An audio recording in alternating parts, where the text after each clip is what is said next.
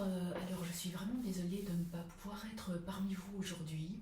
Et donc je vais vous lire un court extrait de mon roman Écume, paru chez Molly Les Équateurs. Je n'ai pas lu Lolita ni vu le film de Kubrick. J'ai seulement vu Anaïs. Une piqûre de papillon m'a rendu dingue d'Anaïs. Il dit avoir tenté d'étouffer ses pulsions, songé à quitter la mer Charonne pour s'éloigner du danger Anaïs. Il s'était raisonné, serré lobe, hémisphère, droit et gauche, couille. Pendant quelques semaines, il put résister. Anaïs était identique à Charonne. Là était le problème, me répétait-il, ou je l'ai conclu de ses aveux. Une petite Charonne enfant, avec 25 ans de moins. Comment ne pas voir sa compagne dans les traits de visage, les expressions, les mots, les poses, les gestes d'Anaïs. L'une et l'autre si semblables, physiquement surtout. Un trouble s'empare de lui, lui qui érige des barrières pour ne pas céder, qui confusionne la mère, la fille. Qui ne serait déstabilisé par cette proximité, par ce piège concocté par le hasard? Surtout ne pas toucher au fruit défendu, Anaïs Verboden. Il serre l'enfance de la mère en étreignant la fille. Il se montre pédophobe pour éviter qu'on le soupçonne d'être pédophile. Pédophile, il ne l'est point. Il est anaïsophile, il est ensorcelé par Anaïs. C'est ni la faute de la Mahome, ni la sienne. Ses pulsions, il a tout fait pour les mazouter. Il a multiplié par 4 la fréquentation des escortes, a ciblé des filles majeures qui avaient un je ne sais quoi d'anaïsien. Mais très vite, il leur en voulait de ne pas être Anaïs. Anaïs, sa maladie, sa folie, comment guérir d'elle, comment la laisser en paix? Essayer, il a essayé. Que faire? Déserter? Envoyer la gamine dans un pensionnat? Il n'allait pas suivre l'exemple d'Amélard, ni se confier à un psy ou à ses amis. Quelques mois, il convainquit Charonne d'habiller Anaïs en garçon, de lui couper les cheveux afin de casser son côté midinette et sa coquetterie girly-girly. Charonne avait acquiescé, étonnée.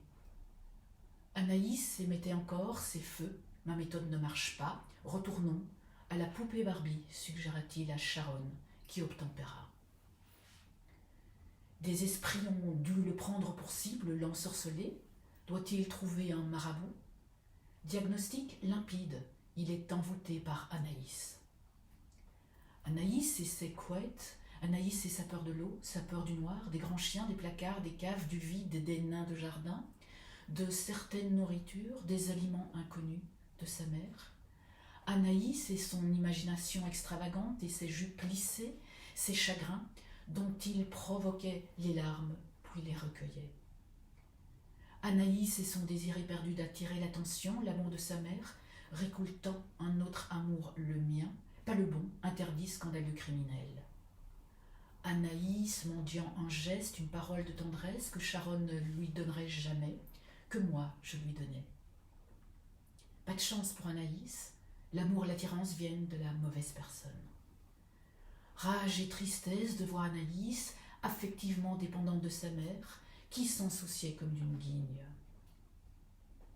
Anaïs recevant de moi des câlins qu'elle escompte de Charonne, cherchant dans les yeux de sa Mutter un appui, une lueur d'affection, de chaleur, une reconnaissance, ne se heurtant qu'à des yeux hostiles, fous, murés, trouvant dans mes yeux ce qu'elle ne déniche pas dans ceux de sa génitrice.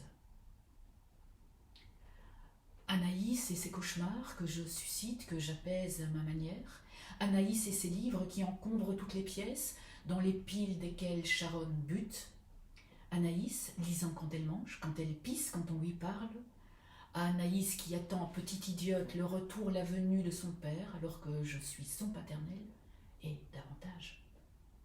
Anaïs et son antipathie pour des aliments qui ne passent pas sa glotte, détestant se tenir à table, grignotant un livre en main, dans le fauteuil ou au sol. Comment sort-on d'un sortilège? Qui l'a envoyé? Est-ce moi qui l'ai sécrété? Comment faire avec ses couettes, ses yeux verts, son genou éraflé? Prendre mes jambes à mon cou, voilà ce que j'aurais dû faire. L'avoir une torture. Mon amour, oui mon amour, je maintiens le terme, l'a-t-il détruite, déconstruite, déséquilibrée? Ou l'a-t-il épanouie? Sa vraie blessure, son vrai drame, n'est-ce pas Sharon? Est-ce l'interdiction qui porte sur la relation, qui bousille les victimes? Est-ce la vision occidentale du corps, de la propriété, de la sexualité? Qui fout la merde? La queue de cheval, le sourire d'Anaïs, me donneront-ils une réponse? Je ne me reconnais pas dans le diagnostic de monstre que la société poserait sur moi si elle savait. Je ne me reconnais pas dans les grilles du salaud XXL du bro victime de lui-même. Anaïs et les récits qu'il couche dans des cahiers secrets. Anaïs et ses dessins aux couleurs éclatantes qui envahissent les murs de l'appartement, dont certains détails m'alarment. Vaste composition en expansion sur lesquelles Sharon ne jette pas le moindre regard. Anaïs qui, bien avant la mode du street art, poursuit ses fresques sur les trottoirs, sur les murs d'une plaine de jeu. Anaïs qui ne me trahira jamais, notre pacte, nos chairs, nos âmes scellées. Anaïs et sa panique de l'estacade, des vagues scélérates, des ogres cachés dans les temps.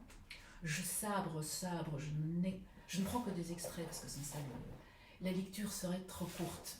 Désolée pour cette interruption un peu brutale. Anaïs, silencieuse dans la pénombre, mon genou écrasant la bande dessinée qui traîne.